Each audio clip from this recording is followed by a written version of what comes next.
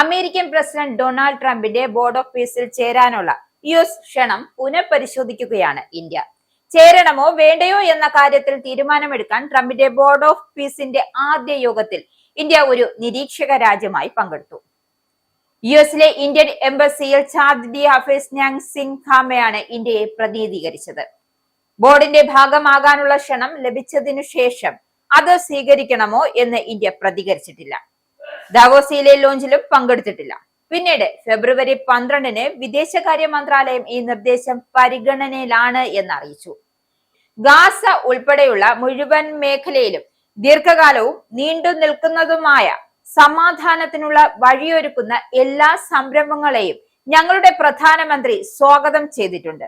അതിനാൽ board of പീസിൽ ചേരാനുള്ള ക്ഷണം ഞങ്ങൾ നിലവിൽ അത് പുനഃപരിശോധിക്കുകയാണ് എന്നാണ് വിദേശകാര്യ മന്ത്രാലയം വ്യക്തമാക്കിയത്.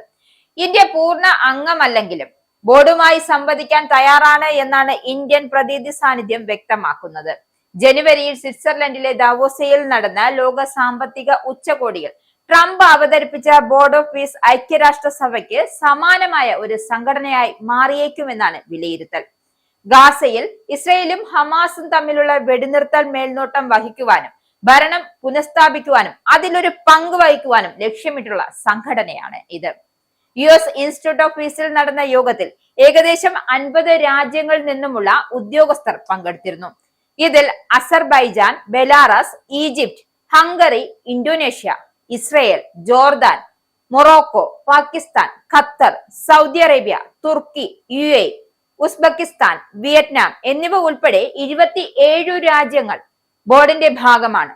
അതേസമയം ഇന്ത്യയും യൂറോപ്യൻ യൂണിയനും നിരീക്ഷകരായി പങ്കെടുത്തിരുന്നു.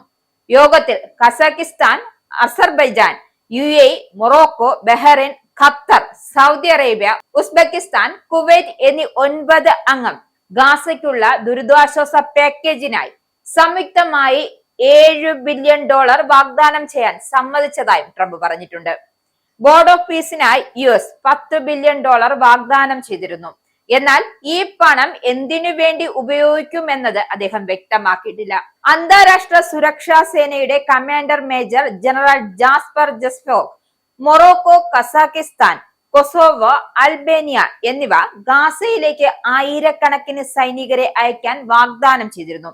ഈജിപ്തും ജോർദാനും ഉദ്യോഗസ്ഥരെ പരിശീലിപ്പിക്കുമെന്ന് വ്യക്തമാക്കുകയും ചെയ്തു. എന്തായാലും ഐക്യരാഷ്ട്രസഭ സുരക്ഷാ കൗൺസിലിന് ബദലായി ബോർഡിനെ ട്രംപ് ഉപയോഗിക്കാൻ ഉപദേശിക്കുന്നത് ആശങ്കയുയർത്തുന്ന സാഹചര്യത്തിലാണ് രാജ്യം ഐക്യരാഷ്ട്രസഭയുമായി വീണ്ടും സഹകരിച്ച് പ്രവർത്തിക്കുമെന്ന് ട്രംപ് വ്യക്തമാക്കിയത്.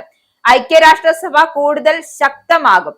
ബോർഡ് ഓഫ് പീസ് ഐക്യരാഷ്ട്രസഭയുടെ പ്രവർത്തനങ്ങൾ നിരീക്ഷിക്കുകയും ശരിയായി പ്രവർത്തിക്കുന്നുണ്ട് എന്ന് ഉറപ്പാക്കുകയും ചെയ്യുമെന്നും ട്രംപ് പറയുന്നു. ഞങ്ങൾ ഐക്യരാഷ്ട്രസഭയെ ശക്തിപ്പെടുത്തും. അതിന്റെ സൗകര്യങ്ങൾ നല്ലതാണെങ്കിൽ ഞങ്ങൾ ഉറപ്പാക്കും എന്നാണ്. അതായത് അവർക്ക് സഹായം ആവശ്യമുണ്ടെന്നും പണത്തിന്റെ കാര്യത്തിൽ അവർക്ക് സഹായം ആവശ്യമാണ്. ഞങ്ങൾ പണത്തിന്റെ കാര്യത്തിൽ അവരെ സഹായിക്കുമെന്നാണ് ഐക്യരാഷ്ട്രസഭ നിലനിൽക്കുന്നതായി ഞങ്ങൾ ഉറപ്പാക്കുന്നു എന്നാണ് ട്രംപ് പറഞ്ഞു വെക്കുന്നത്. എന്തായാലും ട്രംപിന്റെ ബോർഡ് ഓഫ് പീസിൽ ചേരുന്ന കാര്യത്തിൽ ഇന്ത്യ താമസിക്കാതെ തന്നെ നിലപാട് വ്യക്തമാക്കും.